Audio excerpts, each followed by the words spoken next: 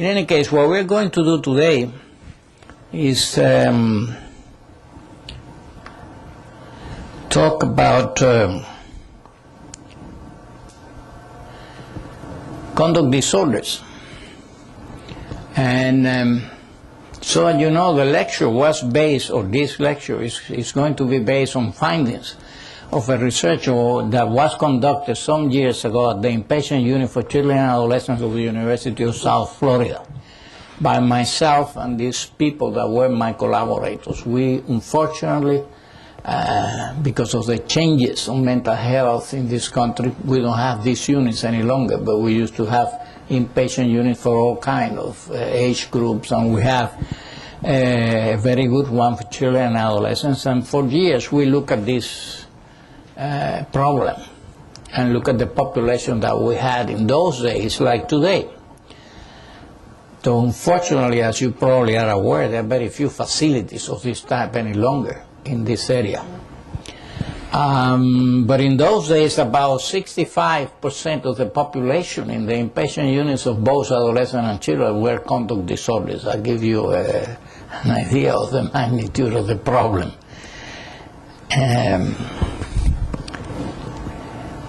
Now, let's go through the definition. This, as you see, is taken from the diagnostic criteria from DSM-4 of the American Psychiatric Association.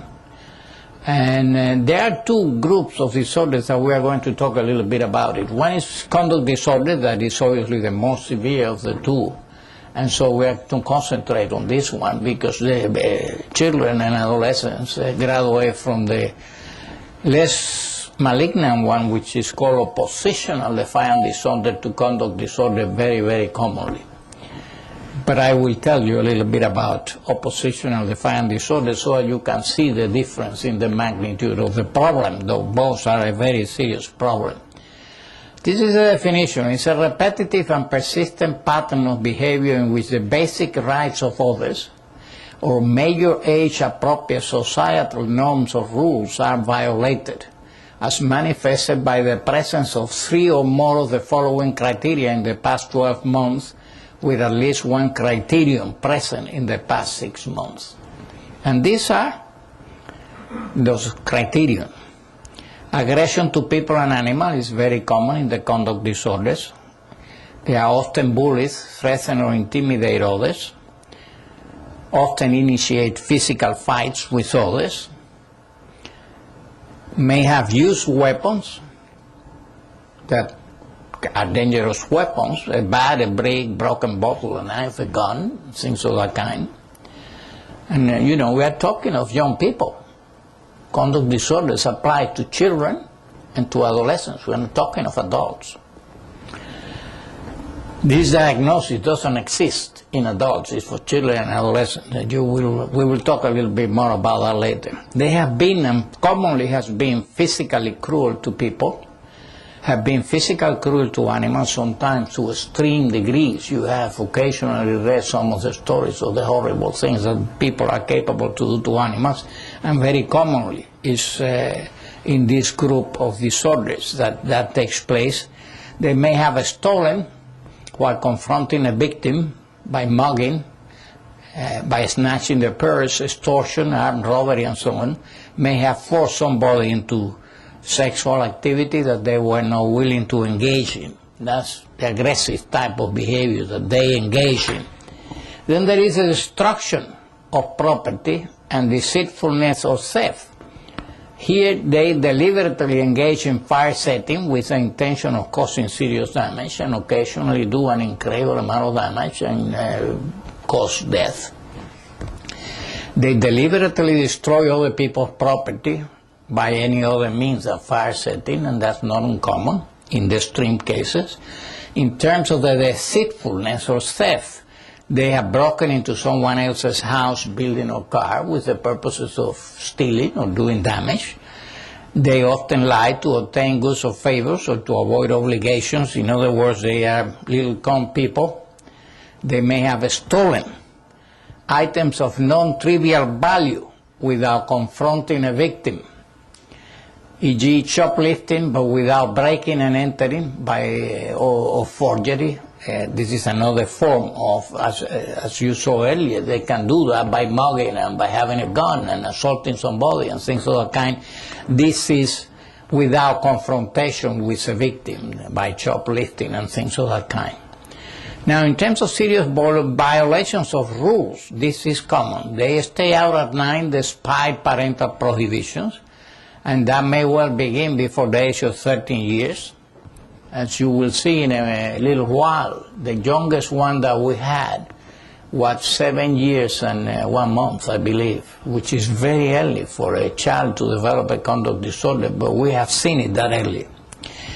They may have run away from home overnight at least twice while living in parental or parental surrogate homes, or once without returning for a lengthy period. In other words, they stay away for quite a while. Often are truant from school, beginning before age of 13 years. Then the disturbance in behavior causes clinically significant impairment in all of these fields: social, academic, or occupational functioning. And that's very, very common. They are in trouble with society, they are in trouble at school, and if they have any jobs, it's the same situation. Now, if the individual is age 18 years or older, criteria are not met for antisocial personality disorder. That's what they become. The conduct disorder diagnosis doesn't exist. It becomes a sociopathic character disorder or personality, or an antisocial personality disorder after age 18. Now, you have to specify, once you have seen this conglomerate of behaviors that define the syndrome, you have to say whether it started in childhood or in adolescence. The childhood onset is of at least one criterion characteristic of conduct disorder prior to the age of 10 years, and I told you that I have seen some after 7 years of age. But you will see in a moment which are the more frequent age groups where the large majority of them take place.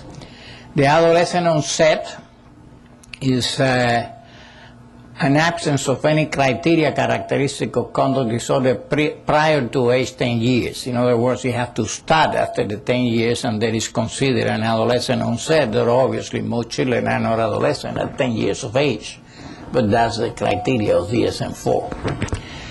Then you have to specify the severity, and there are several types. One is mild, which says is few, if any, conduct problems in excess of those required to make the diagnosis, and conduct problems cause only minor harm to others, e.g. lying, truancy, staying out after dark without permission, and so on. But as you see, there is not a significant amount of damage imposed on anybody else in that case. Then there is a moderate type, which is a number of conduct problems and effect on others intermediate between mild and severe. For example, stealing without confronting a victim, vandalism, that's shoplifting, for example, and severe, which is many conduct problems in excess of those required to make the diagnosis, or conduct problems cause considerable harm to others, forced sex, physical cruelty to either people or animals, use of weapons, stealing while confronting a victim, like by mugging, breaking and entering, and things of that kind. Now, note is considered a criterion met only if the behavior takes place more frequently than is typically observed in individuals of similar age and developmental level. In other words, if the behavior is coming in that age group, then that doesn't qualify for it. But none of the things that you saw before are common in normal children in these different age groups.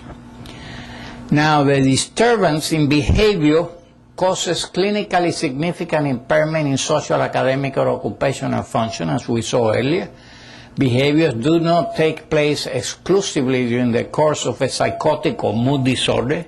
In other words, if the child or adolescent is psychotic or is having a manic depressive episode, and that's what he's suffering from, whatever the behavior, he's not a conduct disorder. He has this basic disorder. Either he's schizophrenic or some psychotic, not otherwise episode, not otherwise specified, or a mood disorder of some sort. And they will not then meet the criteria for conduct disorder. The criteria are not met for conduct disorder, and if the individual is age 18 years of old, the criteria are not met, and criteria are not met for anti-social personality disorder. Now, so that's a conduct disorder. This is the preceding stage. This is the oppositional defiant disorder. It usually precedes the conduct disorder. Some kids never move out of this. But unfortunately, a very large proportion of them will move from this more benign type of behavior into the most severe type of behavior that we were looking at a moment ago. And here you have it, the oppositional defiant disorder is a pattern of negativistic, hostile, and defiant behavior that lasts for at least 6 months, during which 4 or more of the following are present: losing your temper inappropriately, arguing with adults, actively defying or refusing to comply with adult requests or rules, deliberately annoying people, blaming others for his or her mistake or misbehavior. In other words, they are never to be blamed for anything. They are often touchy or easily annoyed by others, often angry and resentful, often spiteful or vindictive. But as you see, though none of that is very pleasant, it doesn't acquire the malignancy of the other group by any means, This is not nice, but it doesn't go in the direction of the other group, which is really sometimes has catastrophic results. And this is where I think the things become of interest to me, because and this is a reason for it. As you can see from what I show you now, what conduct disorder means. It's a descriptive diagnosis. It describes bad behavior in children. And all it means is that some child or adolescent is raising holy hell and behaving in ways that are not acceptable to the rest of society. But it doesn't tell you anything else. Just tells you he's misbehaving in more or less malignant ways, in more or less dangerous ways, in more or less unpleasant ways, but it doesn't say anything else. It doesn't tell you why is he behaving that way, how come that he came to be this way, where is that coming from, is that a genetic disorder, is it an emotional disorder, it's a combination of, it doesn't tell you anything about it. So it's not very helpful, because you don't know what to do with them. Now, it clusters very dissimilar behaviors and completely ignores the possible causes that led to such behaviors. In other words, this way of dealing with it completely ignores the etiology of the problem, causation. Consequently, it has nothing to say about possible form of treatment. What do you do with it? And unfortunately, because that is the case, it's not uncommon for psychiatrists then to give them antipsychotic medications and things of that type, which are not really right. That's not what they need by any means. Unpleasant as the behavior may be, they are not psychotic. If they are psychotic, they can be diagnosed as conduct disorders, okay? So this is important, because otherwise it is there. This diagnosis is commonly made. I told you a moment ago that when we had the inpatient units here, we had at least about 65% of the kids in the inpatient units, where it was a children unit in the older range, after 7, 8, 9 years of age, or the adolescent unit. Most of them were conduct disorders, about 65% of them. So as you see, it's a problem of some magnitude. Now, what are the therapeutic implications of not knowing anything about the causality of it, the etiology of it? Well, essentially there is no specific form of treatment for it. Some people will medicate them, trying to calm down the behavior, help control some of the aggressive outbursts and things of that kind, but none of that is very good or successful, and it certainly doesn't go to the root of the problem. They constitute a particularly difficult group to treat, and the reason is obvious. We don't know what the hell we're treating. We know the behavior, but nothing else. We feel, that is us here, and the group at the university at the time that we were doing this research, that by paying attention to the clusters of potentially causative factors that we will mention in a moment, that will allow for not only proper diagnosis of what the conduct disorder really is coming from, where it is coming from, and then when you know where it is coming from and what it's due to, then you have an avenue for treatment that is rational, can be understood, and quite frankly, we use it in those days commonly, and I will talk to you a little bit about it, and quite successfully. But you have to know for each one of these children and adolescents with this disorder where it is coming from. Unless you do that, you don't know what to treat.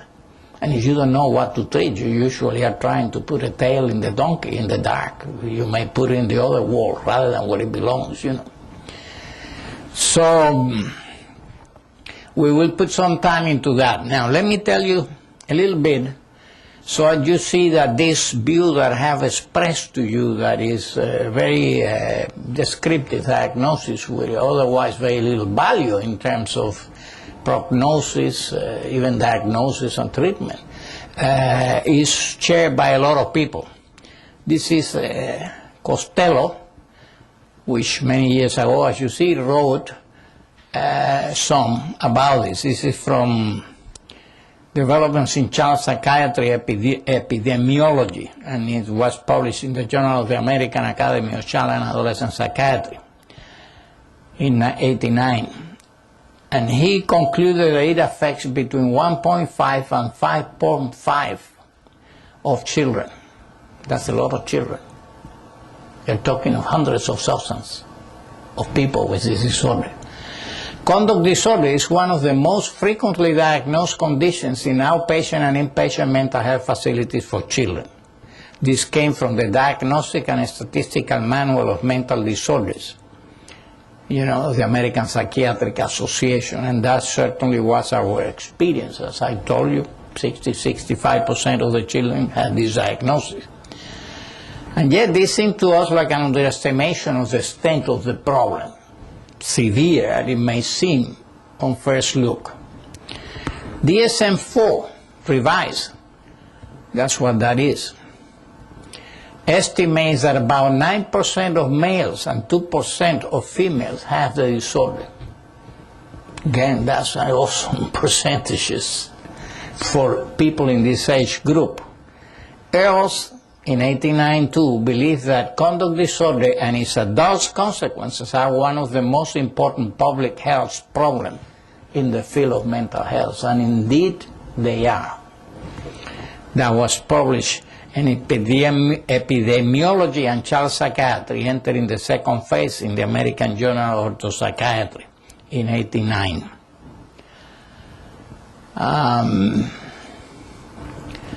Now, a little earlier, this gentleman wrote a paper.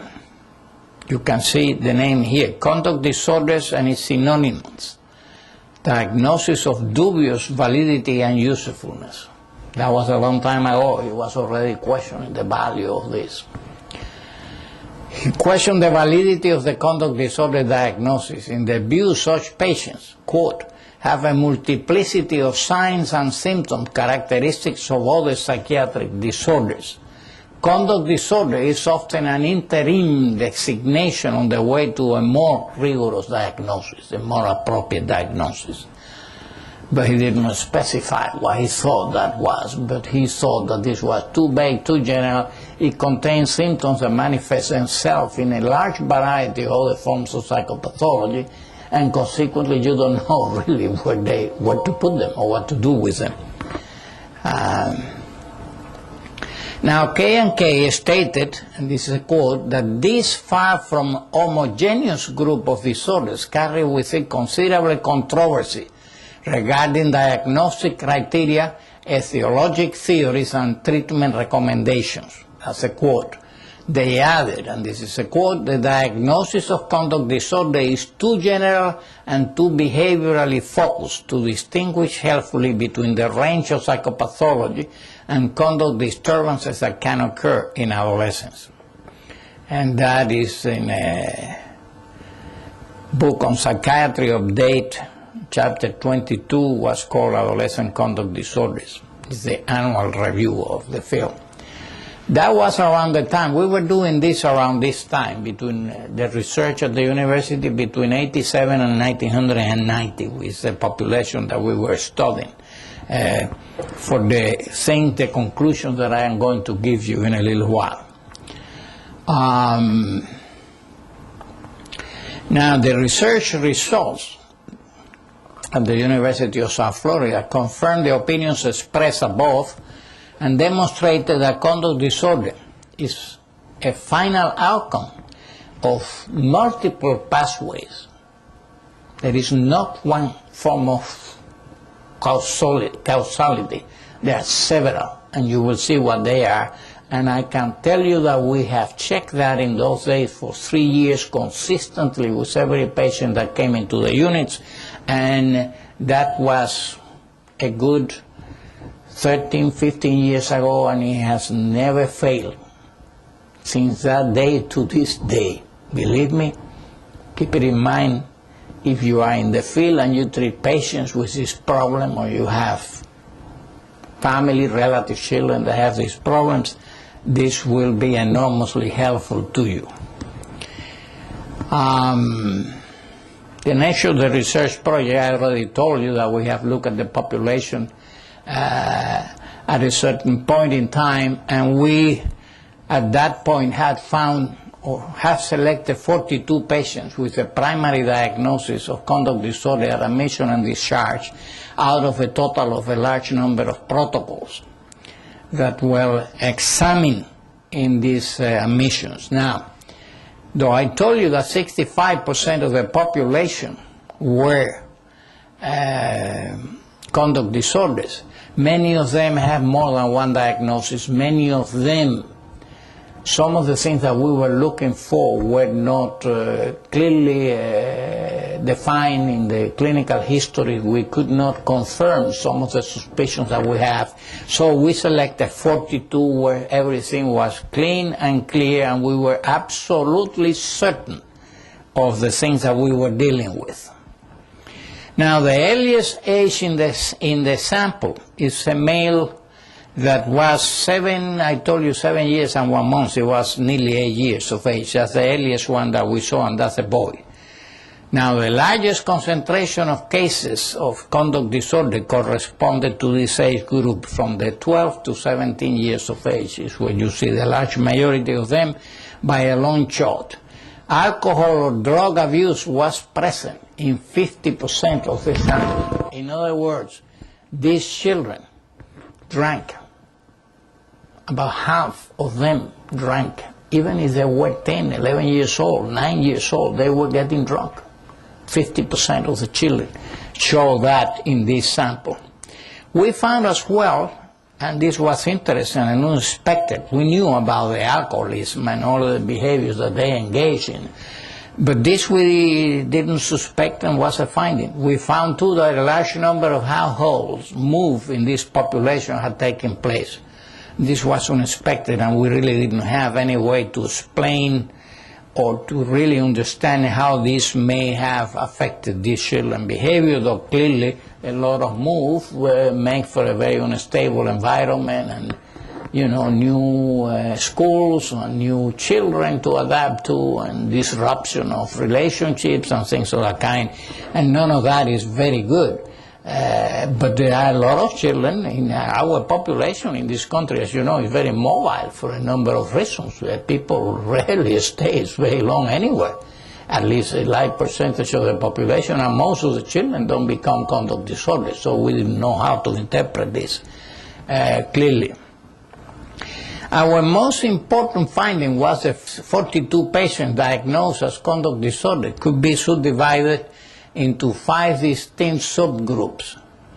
And this clustering has proven true for several years after the research findings were made. Yeah, and these are the clusters that we found. We found that you could subdivide these children into 5 distinct subgroups, and it never failed. Never. Not in the 15 years since we make these observations. And you will see in a moment why. To keep this in mind is extraordinarily important.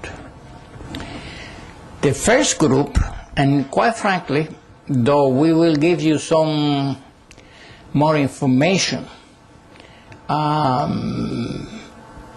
and the percentages are slightly different, the reality is that you can assume that about each group represents about 20%, with one exception, which is this one here, because this is a common phenomenon in this country, and many children, of course, may be adopted and belong in a family that got divorced later on, or the parents remarried, one of the parents remarried somebody else, and so on. Frequently, you know, the adopted children, for example, may have ADHD because they come already with, they are adopted because they were abandoned by the parents, and they probably or frequently were abandoned by the parents because the parents were impulsive and got into a pregnancy inappropriately, couldn't keep the child, and they did that because they were impulsive, they have ADHD. But these are the groups, and about 20%, if you think about 20%, in each group, you know, it's about right. Now, obviously, this group here was much higher because, as I said, in this country, as you probably are aware of, divorce is a very common phenomenon. Indeed, after 6 or 7 years, about 60-65% of the marriages get dissolved. So stable marriages are only about 30-35% after 6, 7, 8 years. So that's why obviously they are so highly represented in there. But these are the groups, as I was telling you. These children have an attention deficit hyperactivity disorder, and this very commonly leads to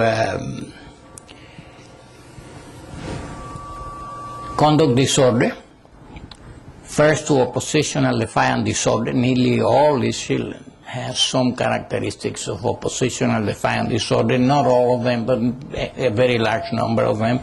And some of them, unfortunately, evolve in the direction of conduct disorder. And the reason for that is very simple. They don't do well anywhere, they fail at school, they start to think that they are stupid, they cannot do well in the class, they don't get good grades, they fail, they try, but they can't concentrate, and so what do? They filter down to the lower end of the class where the not so good boys and girls are, and these are the group that creates problems and vandalizes and drinks and become promiscuous and so on, because the self-esteem simply disappears.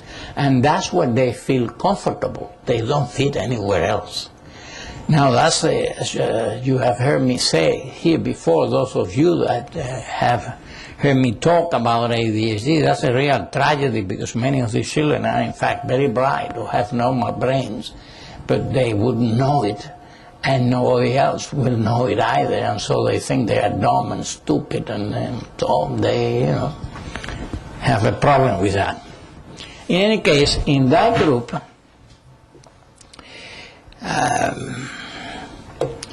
let me tell you what other people has found about this, which I think is important in terms of this population of ADHD. There are some people, Berkeley and collaborators, that in 1989 look at 123 children meeting the research diagnostic criteria for what was then called hyperactivity. The diagnosis was not then attention deficit hyperactivity disorder, but hyperactivity. And in a controlled study, and concluded that 80% of the so-called hyperactives were in fact children that nowadays you will say attention deficit hyperactivity disorder, and that 60% of that group were either oppositional defiant disorder or conduct disorder as a result of it. They found rates of antisocial act considerably higher among hyperactive, that is ADHD children, than normals, as were, for example, cigarette and marijuana use and negative academic outcomes. They were disastrous in terms of examinations and grades and things of that kind. Behavior in school, they were the true ones, the ones that created problems. In their view, the presence of conduct disorder accounted for much, though not all, of these outcomes. The results are similar to those of Gittelman and collaborators, who had reported that by age 13, 40% of her sample met conduct disorder criteria by DSM-3 criteria, while Berkeley and collaborators found that 43% in the sample can be diagnosed as conduct disorder, following the same DSM-3 but the revised criteria.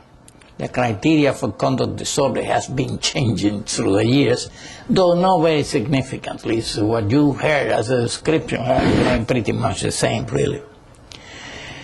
The findings lend even stronger support to the view that children attention deficit hyperactivity disorder represents a chronic and often socially disabling condition, placing the children at high risk for later negative outcomes across many domains of adjustment. Now, that's for the ADHD group. I can tell you, and we will talk a little more about that when we get to discuss treatment in a little more detail, that the treatment is very clear and specific. You put them on psychostimulants. In those days, nowadays there are some that are not psychostimulants that may work 50-55% of the time, like Stratera, which is a new medication that is a non-psychostimulant. The problem is that it only works about half of the time, maybe a little higher than half of the time. If it works, it's wonderful, but it unfortunately works once or two times, But that solves the problem. You medicate them, and generally the behavior changes dramatically.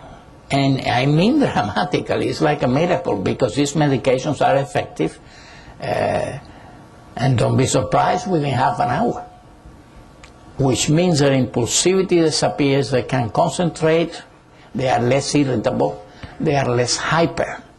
Now, does that solve the problem automatically? No, because they have learned a lot of maladaptive behavior through the years in order to cope with this disability, and that takes some time to be resolved.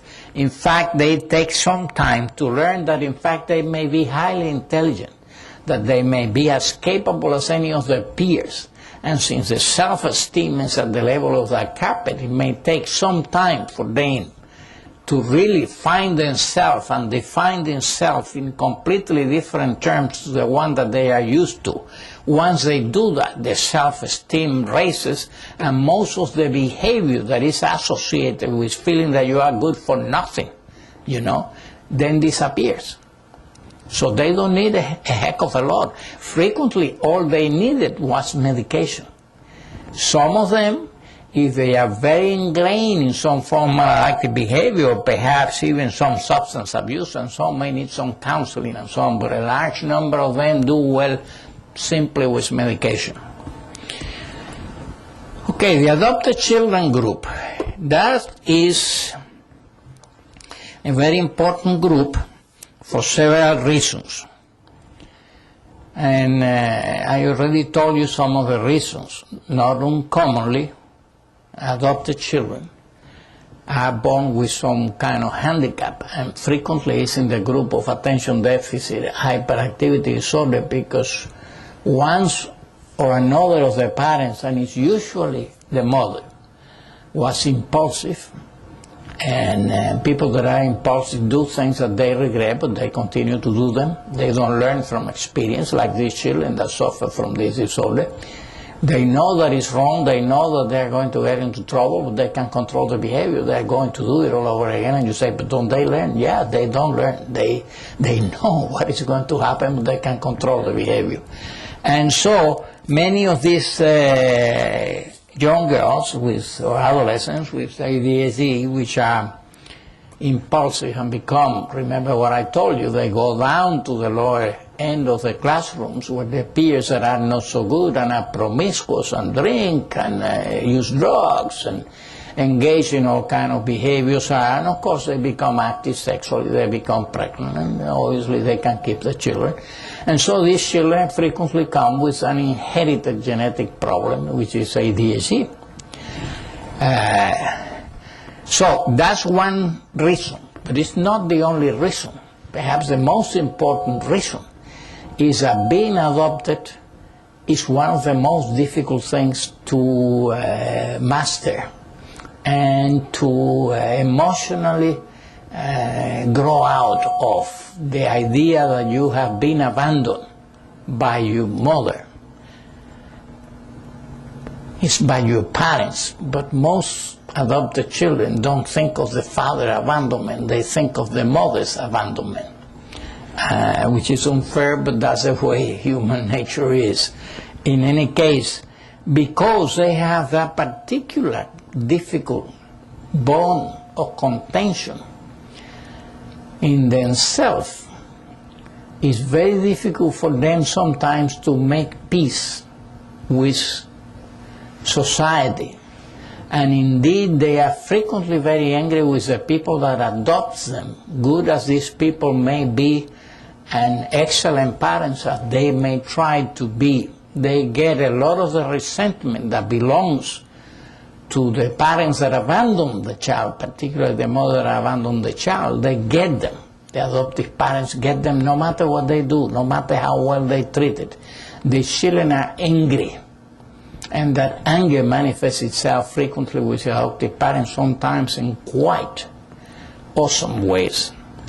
And of course, because that adds a very difficult developmental task to their emotional development, they frequently go in the direction of conduct disorders. Adopted children, not uncommonly, repeat the behavior, the assumed behavior of the parents. And they assume that the parents were not good because they were abandoned. And that means that, and of course they hear all kind of stories about the mother and why they were abandoned and all that. And so many of them become kind of asocial, you know. Interestingly enough, it's enormously difficult to deal with this problem. And not uncommonly, strange as it looks, behaving in the way that they assume the biological parents behave is a way of having a relationship to them. It's a way of saying, I don't really hate you, which they do, part of them. I love you, I'm just like you are. You know, and as bad as you are. And it's not uncommon for girls that have been adopted to have a pregnancy, an inappropriate pregnancy, and have legitimate children. And it's not uncommon for adopted boys to become vandals and even to destroy the property of the adoptive parents. That's at all not uncommon. And it doesn't happen all the time by any means, but it happens with an inordinate frequency. I can tell you that no matter how good the parents are, adopted children are always highly represented in both outpatients departments and inpatient units. A very large part of the population that comes to these services are adopted children. Very common in the inpatient units in the days that we had it. And the reasons are multiple, as you see. Sometimes it's a combination of the ADHD and the fact that being adopted is a very difficult thing to live with and creates a lot of resentment, and they're angry with the fate, and so they don't see why they should behave well given that they were not treated well. So they become kind of angry with society and raise, all kind of problems that way. So that's an important group. 20% of the children that had conduct disorder came from this group. And so it's an important group to keep in mind. You know that, then you have a good way of entry into the emotional life of these children, into the things that have disturbed him and make them very angry and very resentful. And you can help them then to start dealing with these problems and try to put it in a different perspective. In our population, this sample of 42 that I told you, the one that we decided to study in great detail, these 42 children we look at upside down, right, left, inside out, every which way. And this saw for quite a time. So we knew them real well and their families. There were 7 adopted children in this sample of 42. That's about 17% of the total group. Adopted children are generally strongly represented, as I told you, in inpatient units and indeed in outpatient units. And not uncommonly, they carry this diagnosis of oppositional defiant disorder while in the children inpatient units. By the time they become adolescent, they generally have graduated to the conduct disorder group, which is the most severe category. The other stresses to the developmental process of knowing that they have been rejected by the parents are well documented in the literature of adopted children, and I don't need to, burden you with it, but it's a well-studied problem.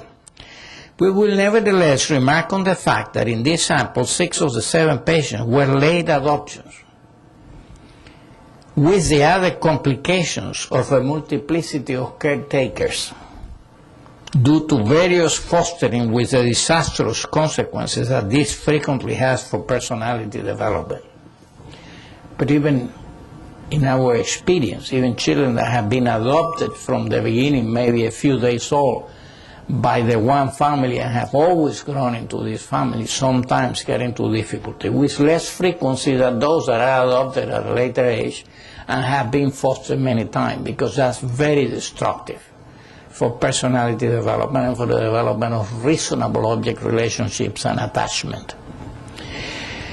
In short, one should be alert to the fact that adoption by itself, even when accomplished in the earlier weeks or months of life,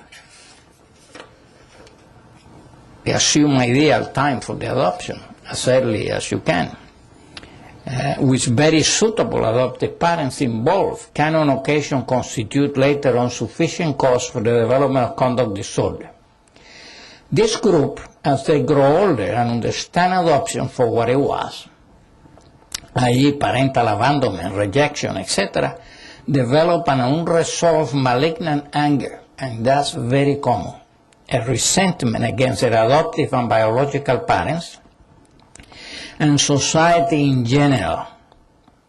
They grow, not uncommonly, with a sense of entitlement.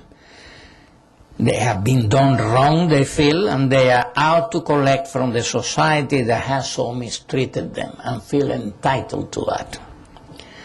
That's very common, believe me. It is possible that the second group of adopted children gets to the same outcome of conduct disorder by a somewhat different mechanism, i.e., they have developed a faulty capacity for normal object relationships due to the multiple fostering and caretakers to which they were exposed, the children that were adopted in later age and have had consequently many people caring for them and many changes of foster care environments. To this get added the developmental disruptive negative fantasies that characterize the first group described above. These children have a very rich fantasy life, and it's a very disturbing fantasy life, and frequently one they can split. You see, if you are the adoptive parent, you are very good, you still have to set limits on them, and you have to set limits of all kinds in behavior and in the kind of things that they can receive, or you can give them as gift, or what they request that they like to have as a toy and so on. They may ask you for God knows what, a 100-speed bicycle that costs $200 and you may not have the money. The moment you do that, They say, well, you do that because you're not my real mother. You were my real mother, she will buy me the bicycle. Now, that's not true. But they can do that. You see, the real mother, the biological mother, is not there to disprove that. In his fantasy, he can split the parents and do whatever he likes with it. Well, it's very difficult to grow normal when you have the possibility of doing that all the time, you know. And that's part of the problem that these children have, and that's part of what leads to this kind of problem. Now, then there is the children of divorced and reconstituted families. And I told you a little bit about this already. Now, in this group, you may find children that have ADHD. Their parents may, divorce precisely because one of the members of the marriage has ADHD and the other one is very dissatisfied with the behavior because they tend to be very distractible. They don't pay attention to the partners. They tend to lose jobs and get fired very frequently. They are not good providers. Consequently, if you get fired all the time or you leave the job because you have a big mouth and you tell your boss things that he's not happy to hear and sends you out, say don't come back and so on, and you do that frequently, you have a big problem. If on top of that you have procreated children that have inherited that propensity, then you have a nightmare of a household sometimes. And that, of course, I'm not trying to say that that is of necessity what leads to divorce. Obviously, it's a very complicated issue, but it doesn't help any to have this. What I'm trying to tell you is that in that group, there are children that come from here, and at the same time the parents have divorced, or they are part of a reconstituted family. There may be adopted children that may have been adopted by a couple that cannot have children and think that that will save the marriage, and it doesn't. And so it goes, Clearly there are some children in this group that are kind of clean. In other words, they are not ADHD group, they are not adopted children, and they don't belong in the other two groups that I will show you in a moment, which is physical and sexual abuse and things of that kind. They simply are children that are suffering from the separation of the parents or from a reconstituted family. Sometimes the conduct disorder, these are children that generally, when they are the pure type, generally they have had no problem at all until the divorce takes place. And then the behavior deteriorates very quickly and in a very significant manner, sometimes in a very relatively short period of time. Sometimes it doesn't happen that way. Most children resent enormously losing the family. It's not that they lose a parent, because frequently they don't lose a parent. They still visit with whoever is usually the father that goes away, but they still frequently have a good relationship to the father and so on, but that still is not good enough. What they resent is the fact that they don't have a father and a mother in a household. They resent that tremendously. And this is something that has been very well studied by people that have looked at divorce and the consequences of it in the children. It's a very well established fact that no matter how good the relationship is with the absent parents through the divorce, these children resent tremendously the fact that they have lost their families.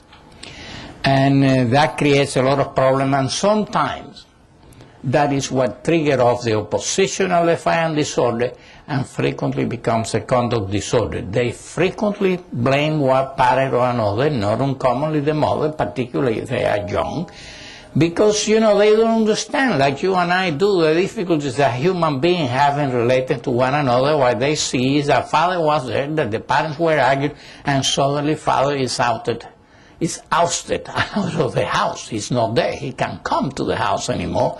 And their assumption in the fantasy, when they are young enough and obviously immature and not able to process information as adults can, is that the mother threw the father away. It may be that the father was a terrible man and the best thing that could have happened is to send him out, but they don't see it that way of necessity, Because given where they are developmentally, What they see is the mother is very powerful and can keep the father out of the house. So frequently she gets blamed for it, and though the fault may not be her own. Now, sometimes that doesn't happen. They, are reasonably well put together. They haven't had significant problems before, and consequently they, tolerate the divorce reasonably well. But when the mother, which is usually the person that the children stays with, finds a new partner, then the problems may start at that particular point. And you see a distinct group, smaller group, within the divorce group of children that in fact have not developed an oppositional defiant disorder or go into a conduct disorder for a long time after the divorce, that the problems start when the mother, for example, finds a new parent. On occasion, if the child is with the father and he remarries, you see the same situation. It's very difficult to accept the new person, and frequently they are very resentful. Creates a severe conflict of loyalties, because if you get attached to the new person, it's like being disloyal to the real father or to your real mother, and they can't do that at all. And of course, remember, they do resent very badly that they have lost their families, and they don't know what to do with that, so it goes into this type of behavior. So you can see it one way or another. Now, the divorced and reconstituted families is a very, as you will see in the sample, a large number of the children belonging to that group, but that's simply due to the fact that in this country, as I told you earlier, about most marriages dissolve within 6-7 years, after the marriage.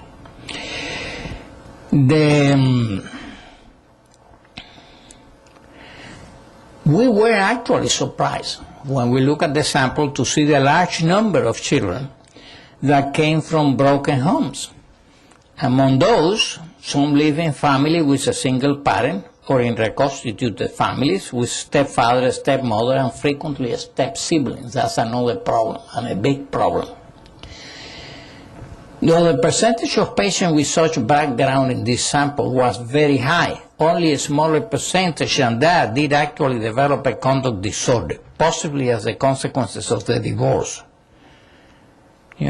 Only a certain group of the patients in our sample, you could say that there was a reasonable, clear, causative link between the divorce and the situation surrounding it, and the development of the conduct disorder. In some cases, the link was clear, with the disturbances starting directly as a consequence of the upheaval created by the parental alienation and the subsequent divorce. Sometimes that was very clear. Sometimes, as I told you, it didn't happen until the family tried to reconstitute itself with a new marriage of whatever the parent was that was the child was with, and even sometimes is with the parents that the child is not living with. Let's say the father is away but remarries, and he visits and has problems with this new wife of his father. Frequently that triggers off this type of problem.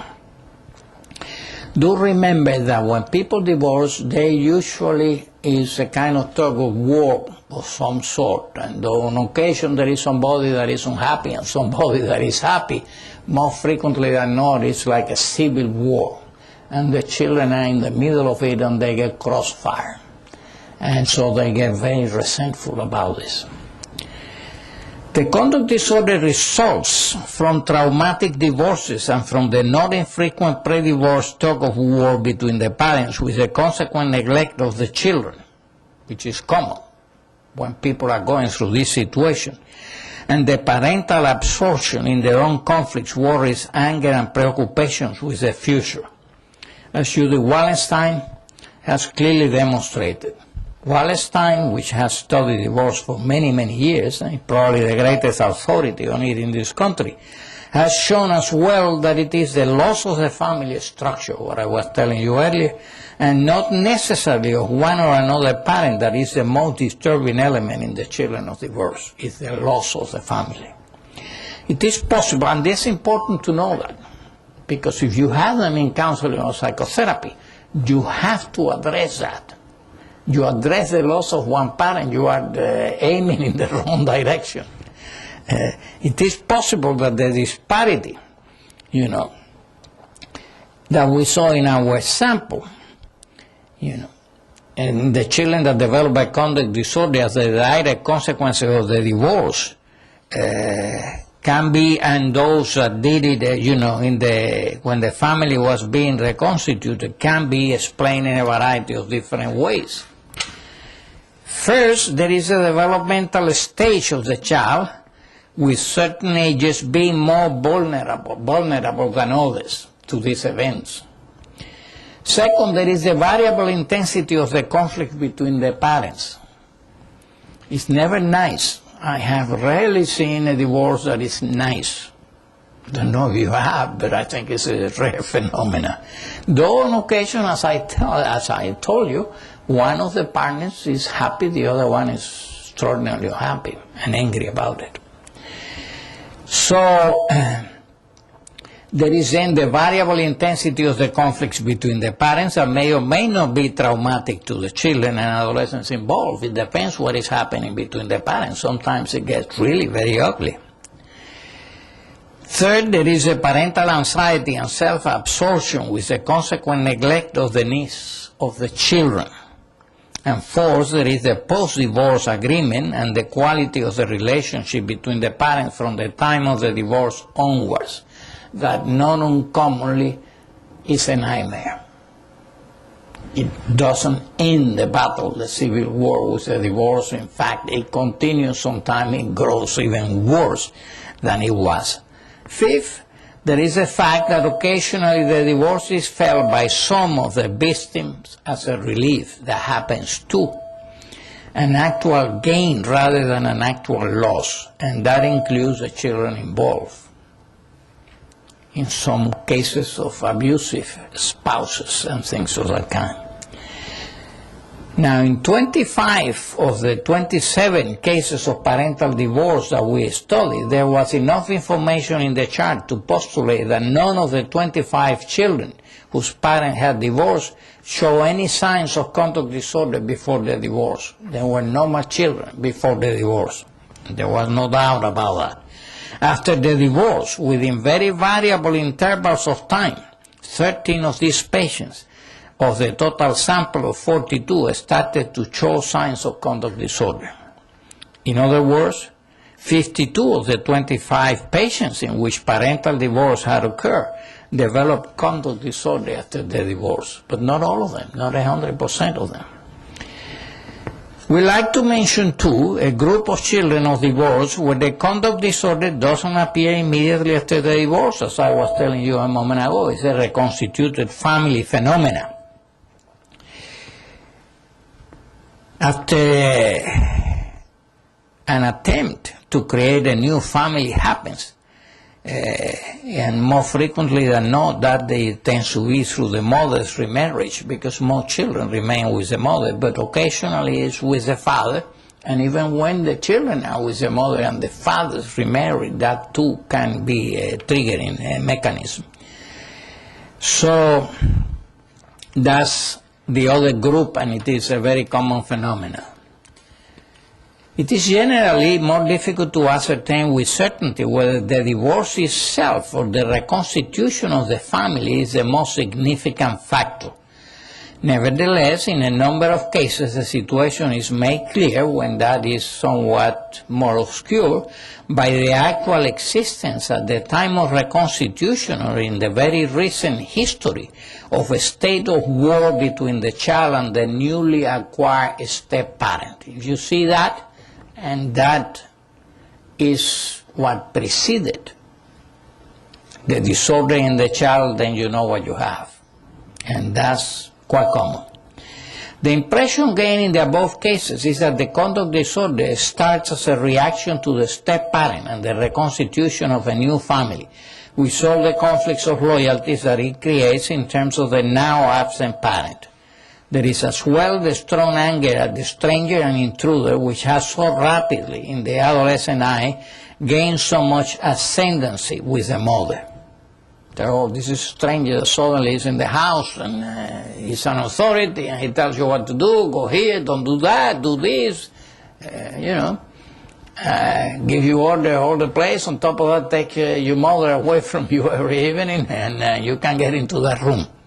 That's not nice for children. It frequently creates problems. So they frequently feel then a strong feeling of anger at the stranger and intruder, which has so rapidly in the adolescent eye gained this much ascendancy with the mother, a fact that is always felt to be taking place at their own expense. In other words, now they don't have the same relationship to the mother, or she's not as attentive to them, or they feel that they have to share her with this stranger. To complicate matters a little bit in this group, there were in the families with a history of divorce, 27 of them, a number of adopted children as well. Itself a significant factor in the development of the conduct disorder. There were some ADHD children as well for the reason that I explained to you. In our sample of this group, 3 of the patients belong in what could be called the adoptive divorced families, that is, families that had adopted children and later divorced as well. Of the 3, 2 were from adopted divorced reconstituted families and 1 from adopted divorced families, not reconstituted families. That is, families that had adopted children, later divorced, and still later into another marriage. All of this is a source, is one of the springs of conduct disorder. Now, obviously, if you know that, you know where to go, generally speaking. In the preventive sense, it would be important for those dealing with divorce to be alerted to the fact that one of its consequences may be the development of a conduct disorder in the children of parents subjected to such experiences. Early attention to these problems, if you are aware of this, you can prevent much of it because you can intervene before this becomes a real massive problem. So early intervention may save much grief to the parents, to the patients, and to third-party payers, because it becomes quite a problem, and a lengthy one. Now, let's move a little more ahead. So these are the children of the reconstituted families and divorced families and the different combinations that, as you see, can take place. Now, these are the other 2 groups. There is one that is a physically abused group, and the proportions were about 20%, a little less than 20%, which means if you have example, you can divide it into these 5 groups and they fall more or less than 20%, a little more, a little less, but more or less. And then the sexually abused group. Of course, unfortunately, not uncommonly, this is combined with this, which of course will complicate the problem very, very severely. Now, we need to point out that some children fitted in more than one of these groups, as I told you. For example, adopted post-ADHD or adopted and divorced groups, etc., And this is true, too, of these situations. As you know, sexual abuse is not uncommon at all.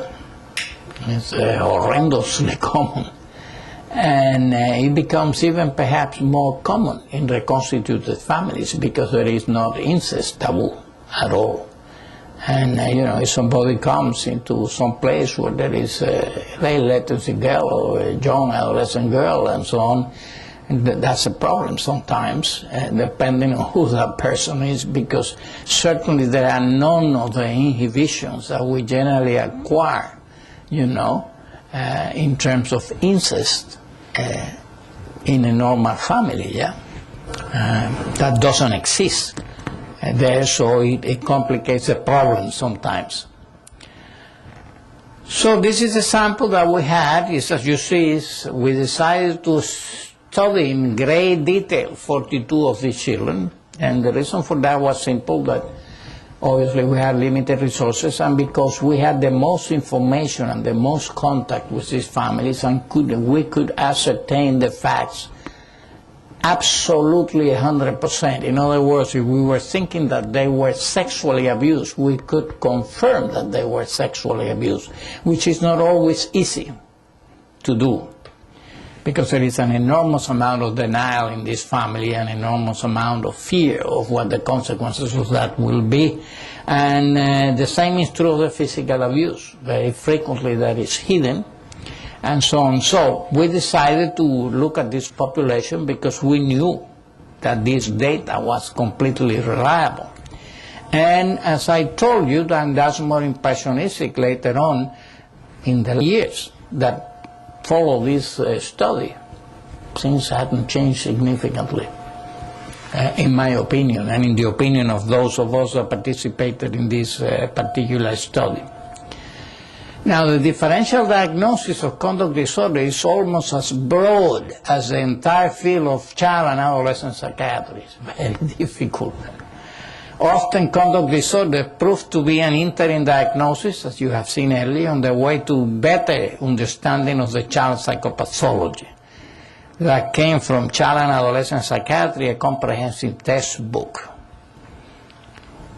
published in 1993 that have been re-edited frequently.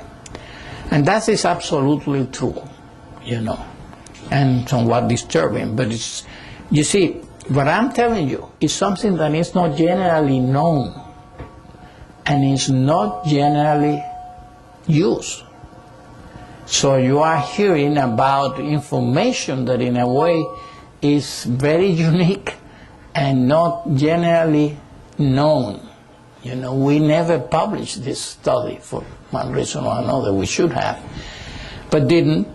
And so it's not widely known, but I can assure you that it's absolutely just, that you don't have to take my word for it.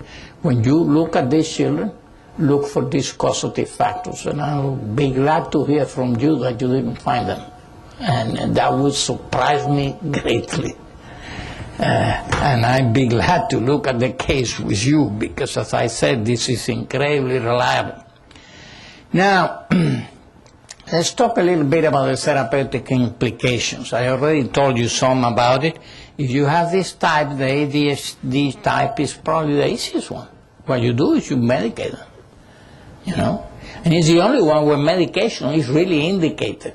The other groups, medication might be indicated for one reason or another, but generally speaking, that's not where the problem lies, and that's not the issue.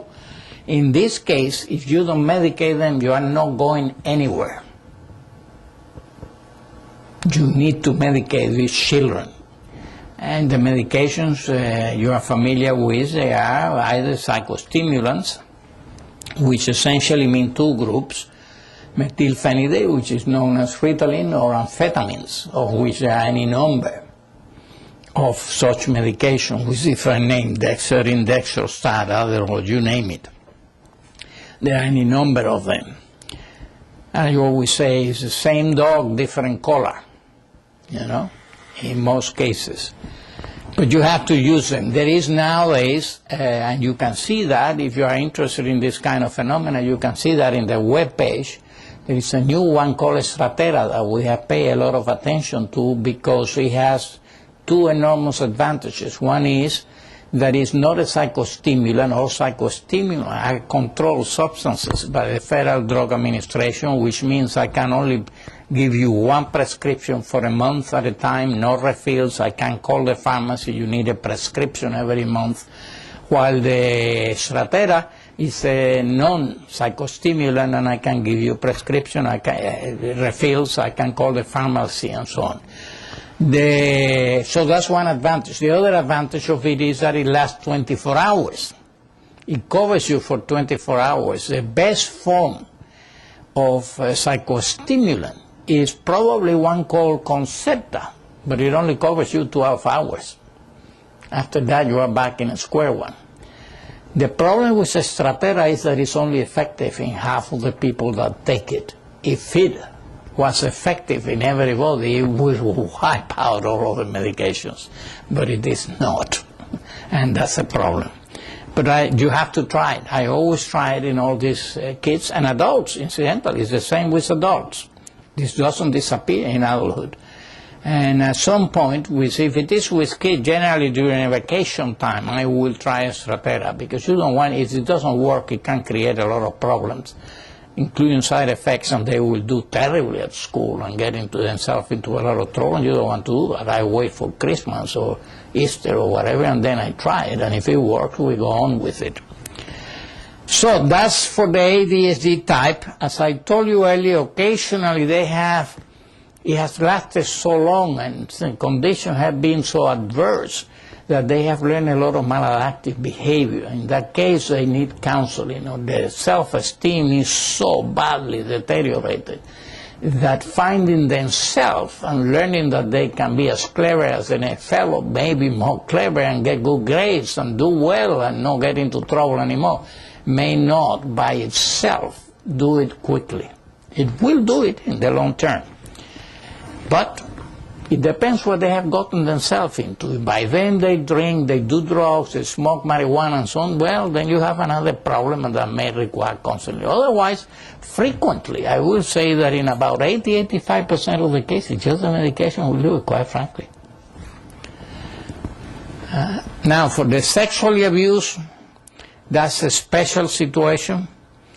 And this is usually a traumatic event sooner or later, though not necessarily always, but it commonly creates a lot of problems and is not easy to treat. This may be one of the most difficult groups, as it is a physically abused type.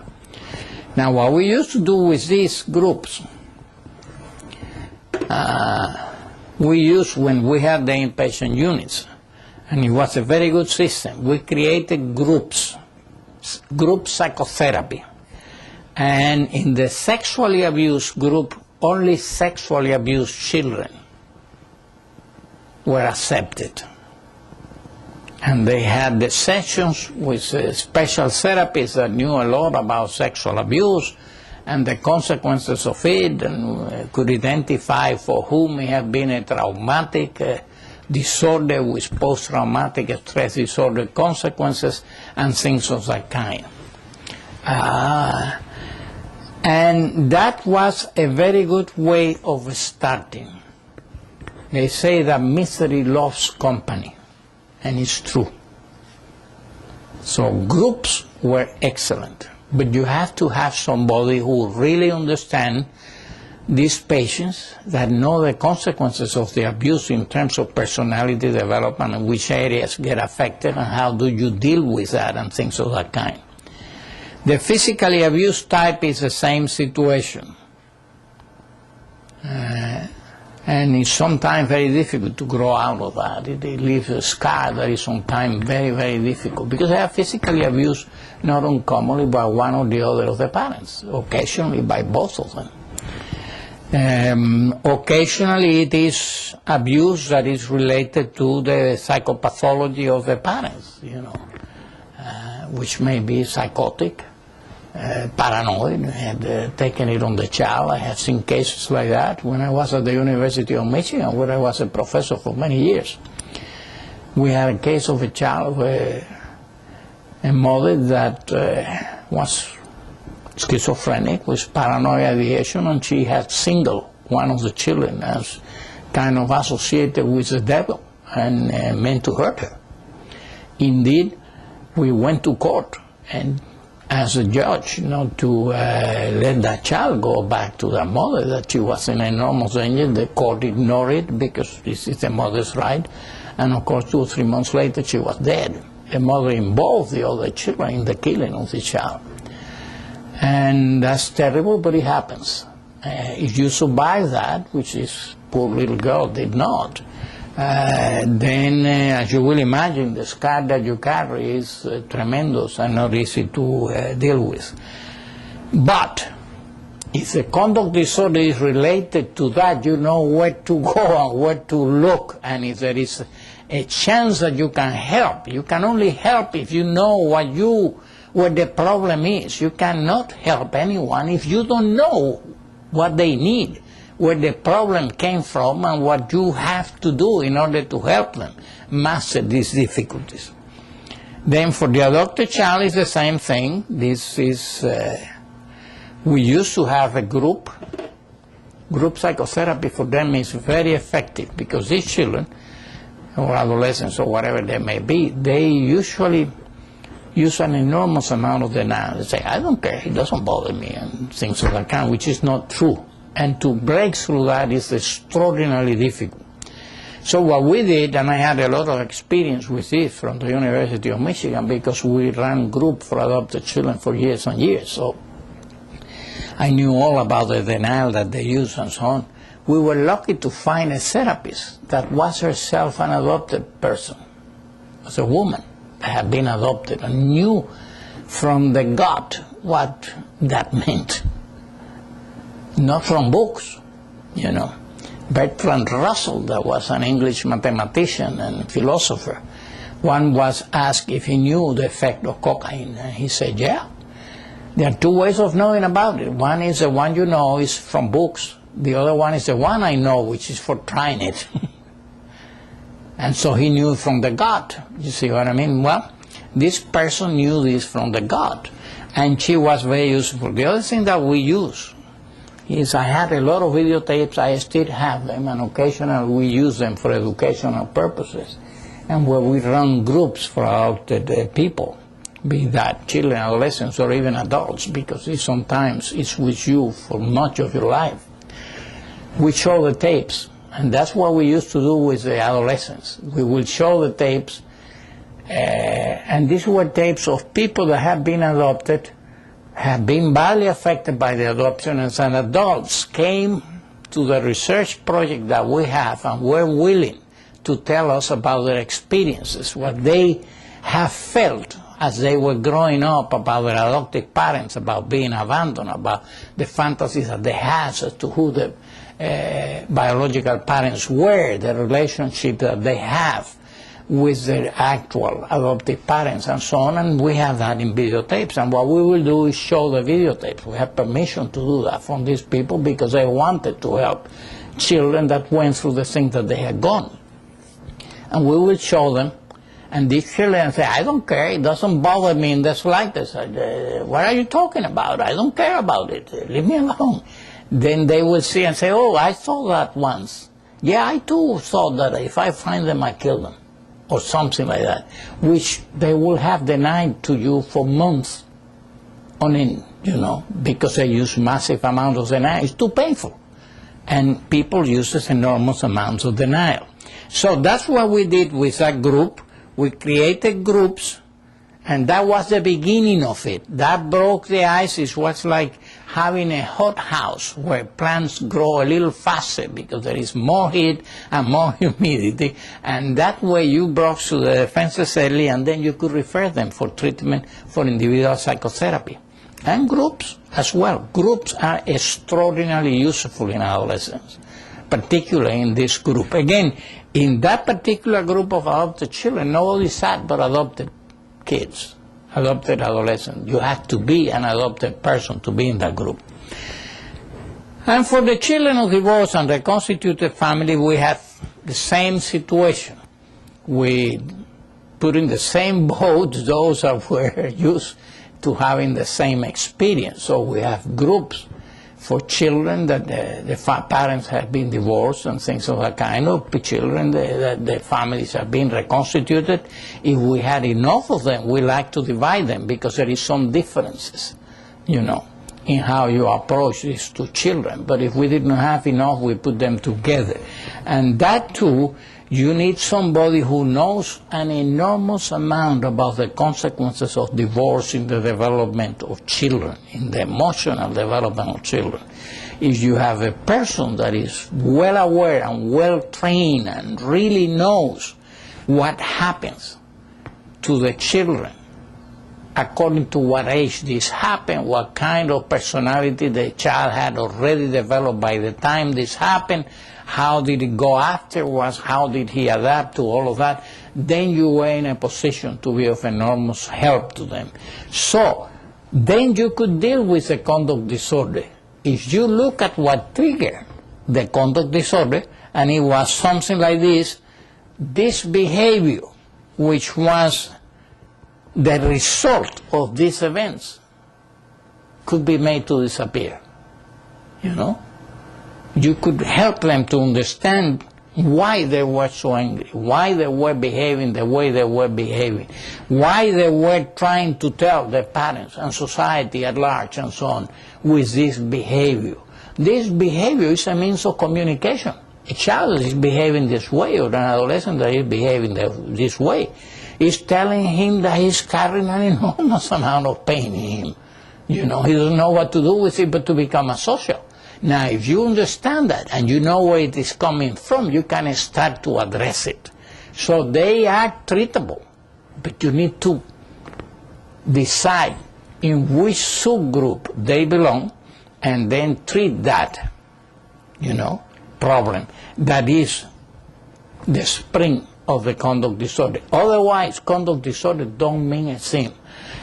Really, it's a descriptive behavior, which, as I told you a moment ago, it simply says the children are raising holy hell and we don't like it. You know, they are behaving in inappropriate manners, even dangerous manners frequently, and nobody likes that. But what do you do with that? Once you can diagnose what subgroup they belong into, you can address the treatment to that particular type of problem that have, you know, contaminated and corrupted the growth and the development. So that does it for this evening. If you have any questions and I can be of help, I'd be glad to do that.